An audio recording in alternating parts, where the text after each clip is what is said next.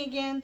I am going to try doing this May TBR thing a second time. I recorded one several days ago, then realized that it was all a mess, so my prompts couldn't be seen. I was sitting on the floor, so I was trying to reach up, and I'm not as young and flexible as I used to be, so that didn't work out very well. And so I tried to design a new setup, so hopefully this will work better. Also, hopefully the ring light won't be so obvious in my glasses, because I couldn't even get through a minute of editing before I was like, yeah, no, we can't do this. We're going to start over. So I redid my prompts. I put them on bigger pieces of paper with bigger writing. So they actually take up more of my jar now. It was about like that because they were in Libby slips of paper. So that wasn't working for me. So we're going to try this again, and hopefully we'll come up with some good books, because I have to say I did fudge a category or two just because I didn't necessarily have anything that applies. So we're not going to do that this time. We're going to be real with it. I am a huge mood reader, so I don't like to have a specific to-do list of things to read, because then it starts to feel like homework, and then I'm not interested in reading those books anymore. And that's the last thing I want to do with my TBR, because I've been slumping just a little bit, and I'll talk more about that in another video, but been slumping a little bit. Don't want that to continue. Really want to pick things back up in May. So we're going to go to the handy dandy TBR jar. So first prompt, I was going to say why I said all that is we're going to pick 10 books so that I can have things to choose from. Chances are I won't read all 10. I average 5 to 7 books a month usually. Like I said, this has been a low month. I think so far I've only finished 2, and it's the 28th of April, so probably won't finish another one unless I pick something short. So anywho, let's pick our first of 10 prompts. All right, we got our first one. Let's see what we got. We have a book where one of the main characters is bookish. So there. So that's an author, a reader, influencer, something like that. Okay. I feel like that's probably going to have to be a romance. I may have to come back after I can do a little bit more looking. So I'm going to keep looking, and I'll come back if I find something. If I don't find something, then we'll have to pick a different prompt. Alright, well, my very first prompt is a bust, so I'm going to set this one aside. I don't currently have a book that fits this one. We'll set it aside. I'm not ready to toss it yet, because, you know, books always get added to the TBR. Alright, let's do a try number 2. Hopefully. Alright, here's the prompt number 2. Show it to y'all first. A book with a pink cover. Okay, so that's 4 options. I think that's plenty. So we've got 3 that are romance. So we have The Happy Ever After Playlist by Abby Jimenez. So I've read the first one, which is The Friend Zone. So this would be the second. I think there are 3 in this interconnected standalone series. So essentially, I really can't read you the back of this one because it actually will spoil something pretty major that happens in the friend zone. But it essentially is a romance between a friend of one of the main characters in the first book. I don't want to tell you more than that because I don't want to spoil anything, because the friend zone, actually, I really enjoy that. Red, White, and Royal Blue. I think everybody knows this book by now, but just in case. So this is a queer romance between the first son of the United States and the Prince of Wales. So they start out as, we say enemies. I don't think anything's true enemies unless it's a fantasy book, but we'll say rivals or dislike each other to lovers. And I've been wanting to read this forever. Seems to be very polarizing. People either love it or just didn't care for it. So I'm interested to see my opinion. I've been wanting to read this for forever. I probably should pick this one. Third one, My Killer Vacation. I actually think I'm going to put this one back because I feel like I have 3 that have true pink covers, and this one isn't all pink. I mean, I don't want to say no to Tessa Bailey, but in this instance, I think maybe that would not be the right choice when I have others that fit it much better. So the last one is The Resort. This is a thriller. At the back of it says, it was a vacation to kill for. So let me read the synopsis real quick.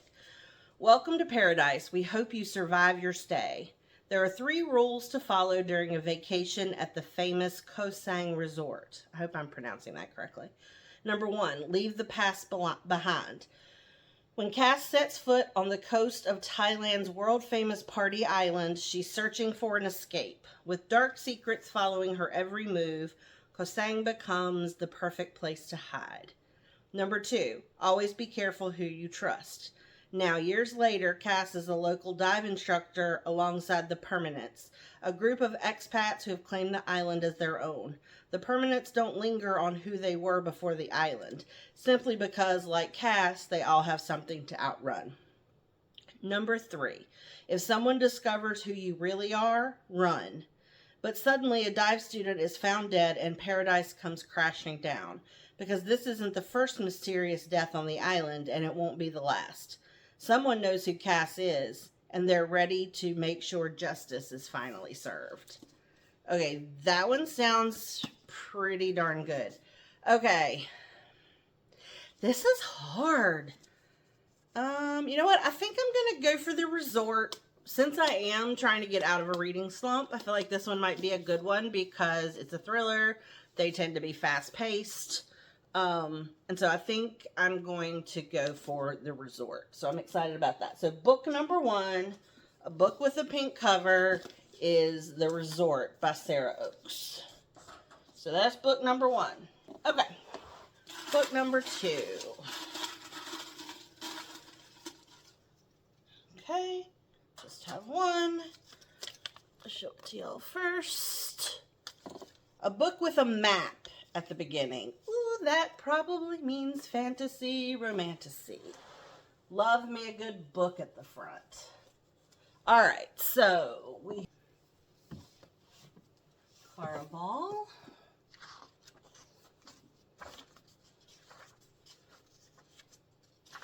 Haha, there's a map. So that's an option.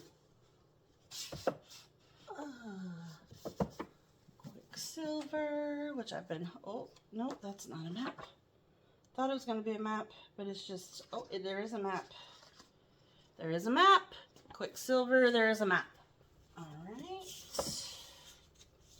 Throne of Glass. Throne of Glass has a map. All right, let's check one more. Bloodguard, which is also beautiful. And it has a map. I'm pretty sure Fourth Wing has a map. Yes, it has a map. Okay. We have 5 choices. So we have Fourth Wing. Yes, I am one of the few people on the planet who has not yet started the Empyrean series.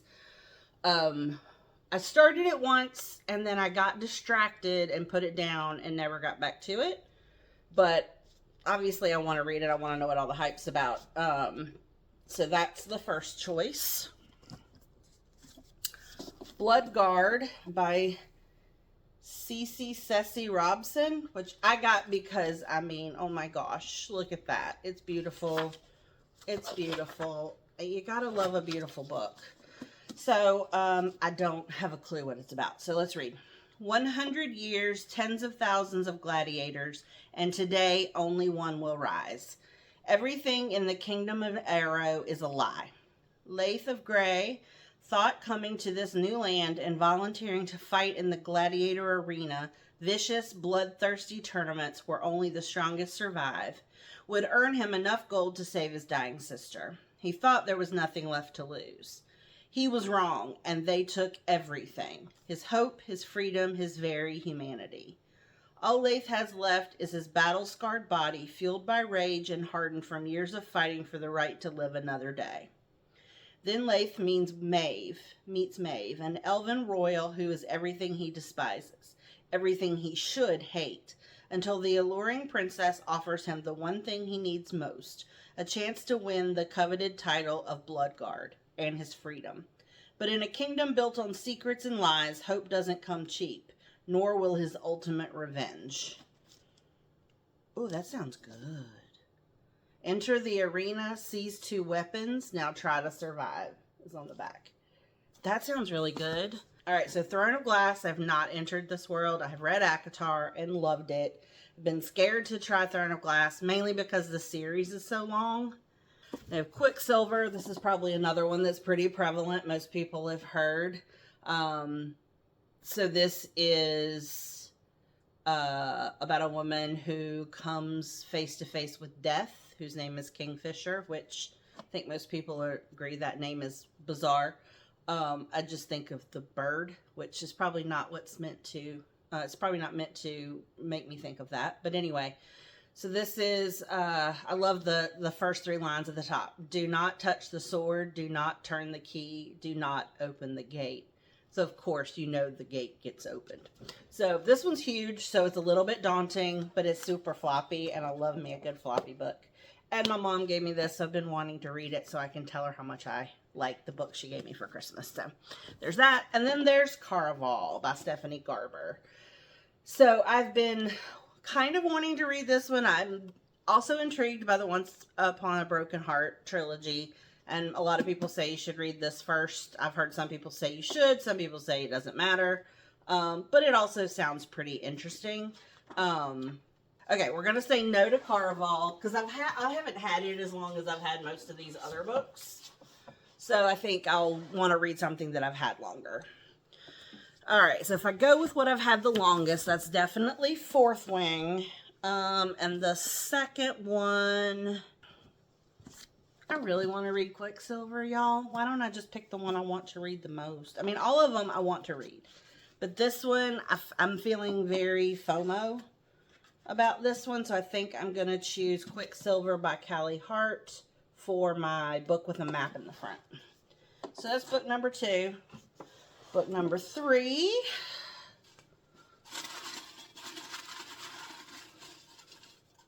Okay, that one.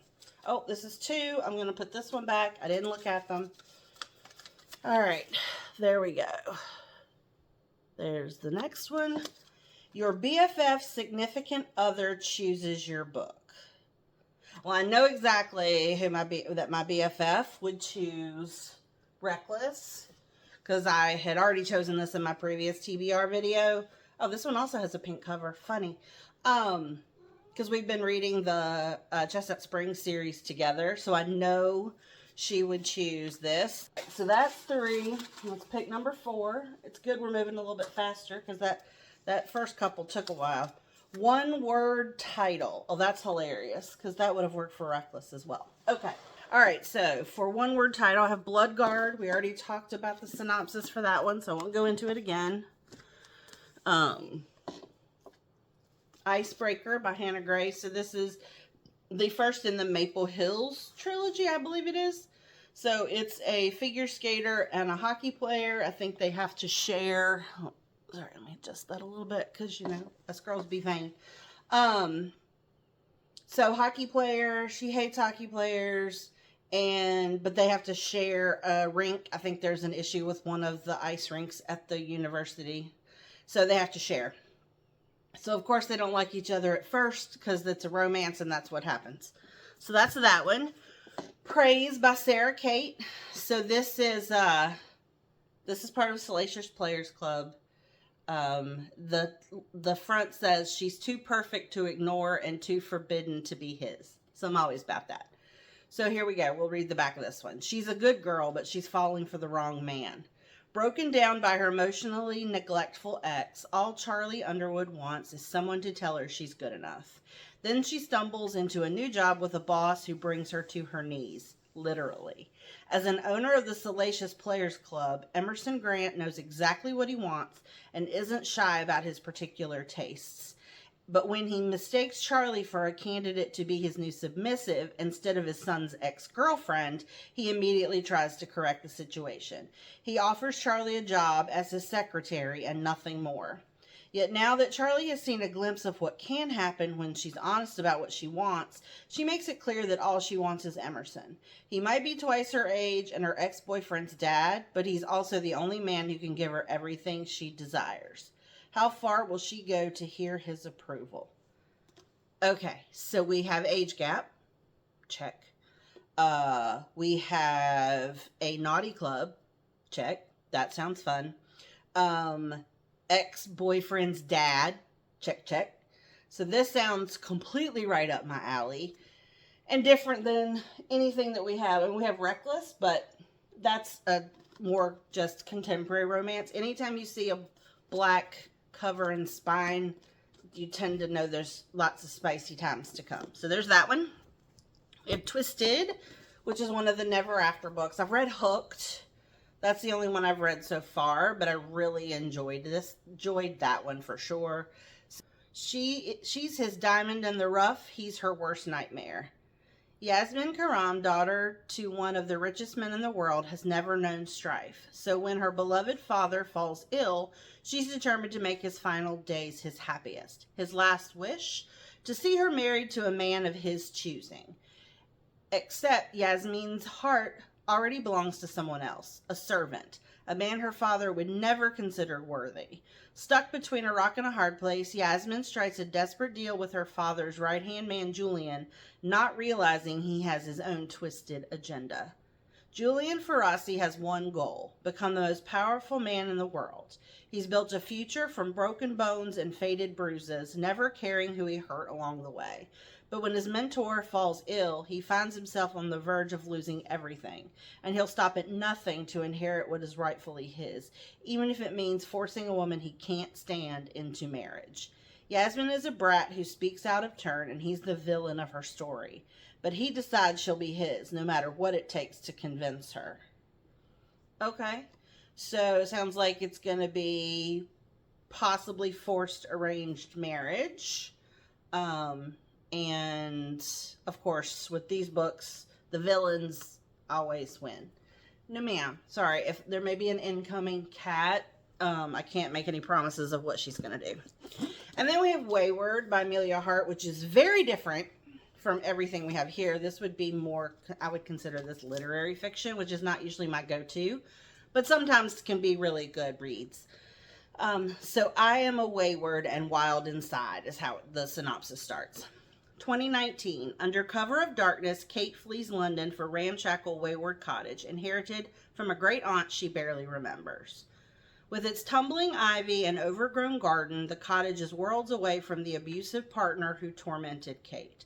But she soon suspects that her great aunt had a secret, one that lurks in the bones of the cottage, hidden ever since the witch hunts of the 17th century. 1619. Altha is awaiting trial for the murder of a local farmer who was stampeded to death by his herd. When Altha was a girl, her mother taught her their magic, a kind not rooted in spell casting, but in a deep knowledge of the natural world.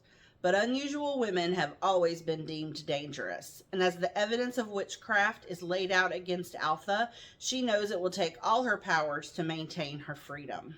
1942. As World War II rages, Violet is trapped in her family's grand, crumbling estate. Straitjacketed by societal conventions, she longs for the robust education her brother receives, and for her mother, long deceased, who was rumored to have gone mad before her death. The only traces Violet has of her are a locket bearing the initial W and the word wayward scratched into the baseboard of her bedroom. Weaving together the stories of three extraordinary women across 5 centuries, Wayward is an astonishing debut and enthralling novel of female resilience. I mean, sounds so good. Okay. I feel like I'm torn, and boy, is this a strange pair to be torn in between. Praise and Wayward. You know what? I'm going to pick Wayward because I've been wanting to read this, number 1. Number 2, it will take me outside of my comfort zone, and that is a good thing. And you know what? I can always decide to pick up Praise because this is a suggested list, not a required list. So that's book number 4. All right. I'm not going to put them all back or we'll be here all day. Okay. I think this is a handwritten one. There we go. A book that matches your current outfit. Will I be? That would have worked beautifully. I don't know if I have another green book. because my shirt is green and white with a little bit of purple. I don't know that, I just don't think I have a book that applies. I think we're going to have to set a second prompt aside, y'all. I'm not wearing colors I typically wear or gravitate towards. Okay, so let's try again for book number 5.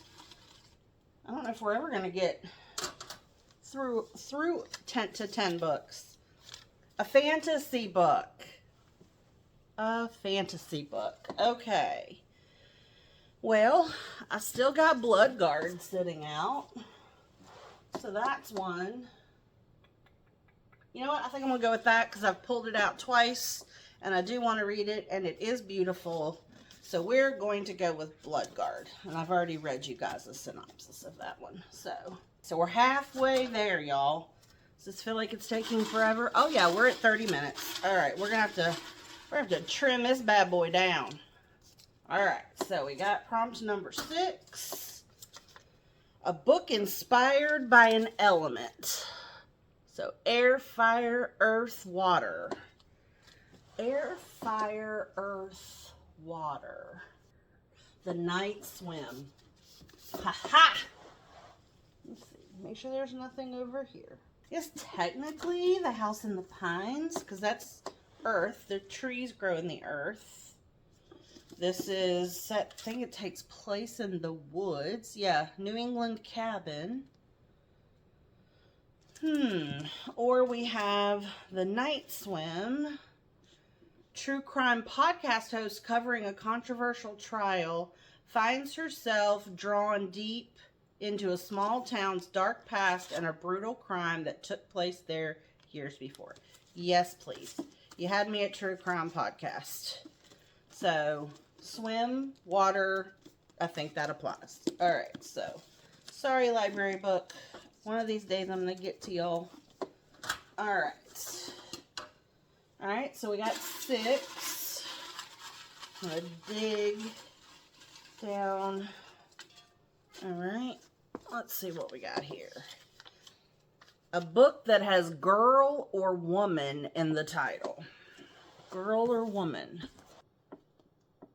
All right, we're going to go with this. We've got 3. That's good choices. All right, so the first thing we have is The Woman in Cabin 10 by Ruth Ware. I think this might have been her first. No, In the Dark, Dark Wood is her first. I listened to speaking of podcasts, listened to a podcast interview with her recently on a podcast called Criminal Types, which is phenomenal. If you like thrillers, check out Criminal Types. She interviews all sorts of thriller writers: Ruth Ware, Riley Sager, John Grisham, Sherry LaPena, Alistair Burke. Who else? Several others. Anywho, so she interviewed Ruth Ware, and she was a hoot. This does not have a synopsis. So I guess I'll be going into this one blind. I mean, it has been around a hot minute. It is a #1 New York Times bestseller. So that's one. The Other Woman by Sandy Jones. This is one a friend of mine got me forever ago. So the synopsis says, he loves you. Adam adores Emily. Emily thinks Adam's perfect, the man she thought she'd never meet. But she loves you not. Lurking in the shadows is a rival, a woman who shares a deep bond with the man she loves. And she'll stop nothing. Emily chose Adam, but she didn't choose his mother, Pammy. There's nothing a mother wouldn't do for her son, and now Emily's about to find out just how far Pammy will go to get what she wants. Emily gone forever. The Other Woman will have you questioning her on every page in this fiendishly twisty psychological thriller about a man, his new girlfriend, and the mother who will never let him go. Eek. Okay, that sounds intense. And then The Girls by Lisa Jewell. Love me some Lisa Jewell. She's always a good time. And this one, okay, so here's what it says. You live on a communal garden square where your children run free. You've known your neighbors for years, and you trust them implicitly. You think your children are safe, but are they really? Midsummer night, and a girl is found unconscious in a dark corner of the garden. What happened to her, and who is responsible? They all sound so good. Okay, so this is tough. So this one, my friend's husband loves and has wanted me to read forever. Said friend gave me this Lisa Jewell book and loves Lisa Jewell. And then third, another friend gave me this one. So all these have like an emotional reason to read them. I think I might do The Other Woman. It looks like it may be the shortest. I've also had this one the longest. So we're going to do that. We're going to do The Other Woman by Sandy Jones. So that is book number 7. All right. I need to step this up. Okay. There we go. What's that say? Cover with your favorite color. Okay, my favorite color is orange. So we've got the Before the Fall by Noah Hawley. So this is a thriller. On a foggy summer night, 11 people, 10 privileged, 1 down on his luck painter, depart Martha's Vineyard on a private jet headed for New York. 16 minutes later, the unthinkable happens. The plane plunges into the ocean. The only survivors are the painter, Scott Burrows, and a 4-year-old boy, who is now the last remaining member of a powerful media mogul's family. Was it by chance that so many influential people perished? Or was something more sinister at work? A storm of media attention brings Scott fame that quickly morphs into notoriety and accusations, and he scrambles to salvage truth from the wreckage. Amid trauma and chaos, the fragile relationship between Scott and the young boy grows and glows at the heart of this stunning novel, raising questions of fate, morality, and the inextricable ties that bind us together. Okay, so it is a suspense novel. Washington Post calls it thriller. The New York Times calls it a suspense novel. Either way, that sounds really emotional. I'm not sure I want to read about a plane crash. Hold please. Okay, so this one is called Scandalous Lovers by Robin Scone. And it's a pre-loved copy, so somebody has marked out favorite things. So the front says, the long-awaited new novel of erotic romance. All right. With a seductive style all her own, Robin Scone captures the erotic imagination as she explores the deepest hungers of a woman's soul in a story that breaks all the rules. Well, hello. Married at 15 and widowed at 49, country-bred Frances Hart has only known the duties of a wife and mother and never the joys of a woman. Determined to broaden her horizons on every level, she daringly sets out alone to explore London in all its sensual glory. A successful London barrister and now a widower, James Whitcox, knows duty but has never known passion. He joins an exclusive society founded to discuss sexual relations, but talking of the pleasures of the flesh is a far cry from actually experiencing them. Then Frances Hart accidentally barges into a meeting, enlightening the men and women's club about a woman's needs, and tempting James to put his theories into practice. Surrendering to the pleasures of the flesh, Frances finds herself in the arms of a man whose ideas shock her, whose gaze rivets her, and whose touch will change her forever. Oh, well, yes, that Chosen, Scandalous Lovers. I've had this book for literal years, so it's probably about time. We got 8. 2 more to go. We're actually going to make it to the end of this, y'all. Okay. Oh, this looks like a long one. Okay. A seasonal book for the current season. Oh, boy. All right, so we're in spring. Cannot tell. All right, y'all. I hate to... This is like the 3rd prompt this time that I have put aside. But we're going to try again for book number 9. If y'all hear cats squalling in the background, we're having a fight. A genre you don't normally read. Okay? A genre you don't normally read. All right, so how about we do some historical fiction, because I don't do a lot of historical fiction. I do some, but I don't do a lot. But there is one that I've been wanting to read for quite some time. Well, I could say quite some time, since July of last year, called The God of the Woods by Liz Moore. So this takes place at a summer camp in the 70s. A child has gone missing at the time of this. A child had already gone missing 14 years ago. So it's kind of a literary mystery from what I understand. It's also humongous. But I think I want to give that a try because, again, I don't read historical fiction all that often. All right, last and certainly not least. All right, we got this one. All right, oh, this is a long one. The book that's been on your TBR the longest. I already had a couple that I've had for a hot minute that I pulled out. Let's see if I... All right, I think the one I've had the longest, I think the one that's been the longest is City of Bones, which is the first book in the Mortal Instrument series by Cassandra Clare. So yeah, this one is one that I've had on my shelf for literal years and have not picked up yet. So I'm going to add that to the list. That's number 10. Okay, so we're going to turn this and turn this so I don't have to try to lift all these. So book number 1, The Resort by Sarah Oak. So this is a pink book. Quicksilver is one that has a map at the front. Reckless, book that your BFF or significant other would pick. Wayward, one-word title. Blood Guard, a fantasy book. The Night Swim is a book that is inspired by one of the natural elements, so water, The Night Swim. The Other Woman, which is a book with girl or woman in the title. Scandalous Lovers, which is a book with your favorite color. My favorite color is orange. Then this is a genre you don't normally read, which is historical fiction, God of the Woods by Liz Moore.